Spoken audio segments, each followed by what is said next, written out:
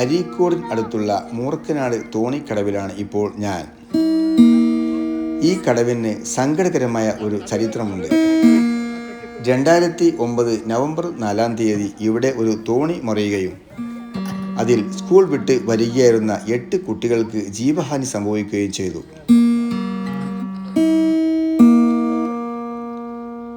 അതിനുശേഷം ഏറനാട് MLA പ്രത്യേക താൽപ്പര്യപ്രകാരം ഇവിടെ ഒരു ഇരുമ്പ് പാലം നിർമ്മിക്കാനിടയായി.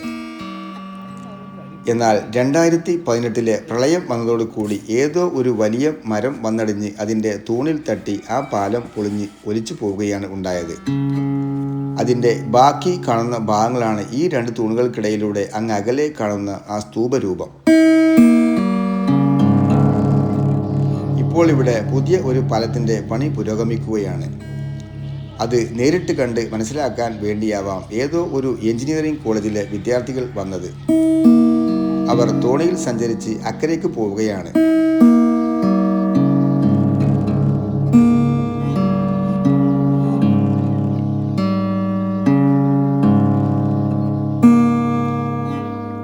ഈ തോണിയും ഈ വിദ്യാർത്ഥികളെയും കാണുമ്പോൾ എനിക്ക് 2009 ആ സംഭവമാണ് ഓർമ്മ വരുന്നത്. ഇത്തരത്തിൽ യാത്ര ചെയ്ത കുട്ടികളാണല്ലോ അന്ന് ഈ വെള്ളത്തിൽ താന്ന് ജീവൻ പൊലിഞ്ഞത്. ആ ഓർമ്മയിൽ ഞാൻ അല്പം നേരം സ്തംഭിച്ചു പോയി.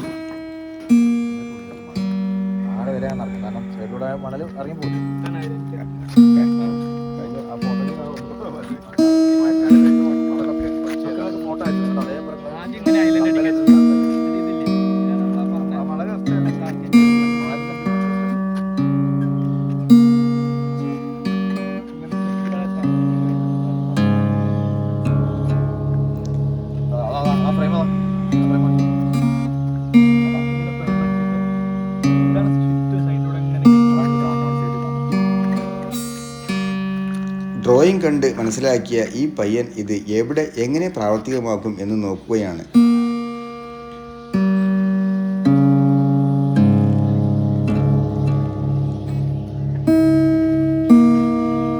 അങ്ങകലെ കാണുന്ന ആ റൗണ്ട് രൂപത്തിൽ ഉണ്ടാക്കി വെച്ചതാണ് ഈ ഭാഗത്തെ തൂണ്.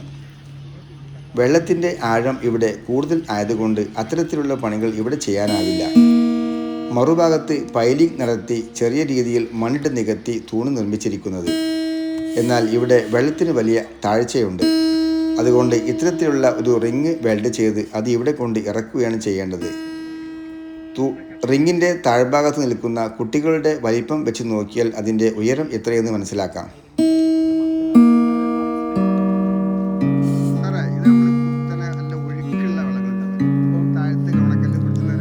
Areekode block panchayat assistant executive engineer Shereef sir ഇതേപ്പറ്റിയൊക്കെ കുട്ടികൾക്ക് നല്ലവണ്ണം പറഞ്ഞു കൊടുക്കുന്നു.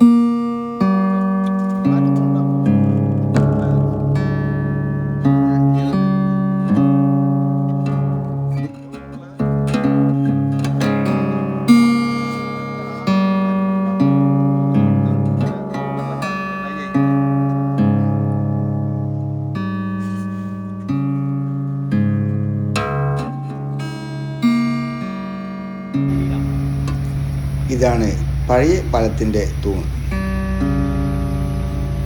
ഈ തൂണിനെ ഇവിടുന്ന് പറിച്ച് മാറ്റി ഇവിടെയാണ് ആ തൂൺ സ്ഥാപിക്കേണ്ടത്. എന്നാൽ കുമിള പോലെ വെള്ളം പൊങ്ങി വരുന്ന ഭാഗത്ത് രസകരമായ ഒരു കാഴ്ചയുണ്ട്. ഒരാൾ താഴെ ഇറങ്ങിയിട്ടുണ്ട്. അദ്ദേഹം അടിഭാഗം എങ്ങനെയെന്ന് പരിശോധിക്കുകയാണ്. അദ്ദേഹം പറയുന്ന നിർദ്ദേശപ്രകാരമാണ് ആ റൗണ്ട് രീതിയിൽ വെൽഡ് വെച്ചിരിക്കുന്ന തൂണിനെ ഇവിടെ സ്ഥാപിക്കേണ്ടത്. എന്നാൽ താഴെ ഇറങ്ങിയിരിക്കുന്ന ആളുടെ പൂർണ്ണ നിയന്ത്രണം മേലെ നിൽക്കുന്ന ഈ ആളുടെ കൈകളിലാണ്. അദ്ദേഹം താഴെ ചുറ്റും പരിശോധനയിലാണ്. ഏതാണ്ട് 10 മീറ്റർ അങ്ങോട്ടും ഇങ്ങോട്ടുമൊക്കെ പരിശോധിക്കണം. ഇവിടെ പാറയാണോ ചെളിയാണോ എന്നൊക്കെ.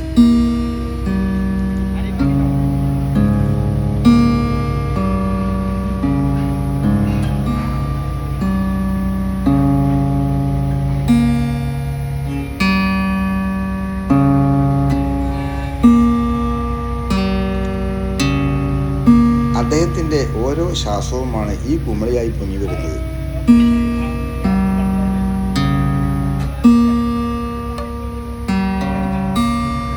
എന്നാൽ പരിശോധന കഴിഞ്ഞു അദ്ദേഹത്തെ മെല്ലെ ക്യാബിൽ പൊക്കിയെടുക്കുകയാണ്.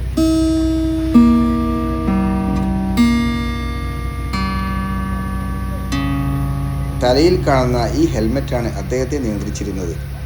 അദ്ദേഹം അതേപ്പറ്റിയൊക്കെ ഇനി പറഞ്ഞു മനസ്സിലാക്കുന്നു. ഈ ഹെൽമെറ്റിന് ഏതാണ്ട് 15 കിലോ ഭാരം വരും. സാധാരണ ഒരു എയർ കംപ്രസർ ഉപയോഗിച്ചാണ് ഇതിൻ്റെ പ്രവർത്തനം.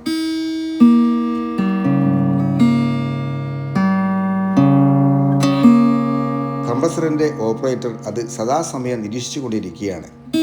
കാരണം വെള്ളത്തിലാണല്ലോ ജോലി.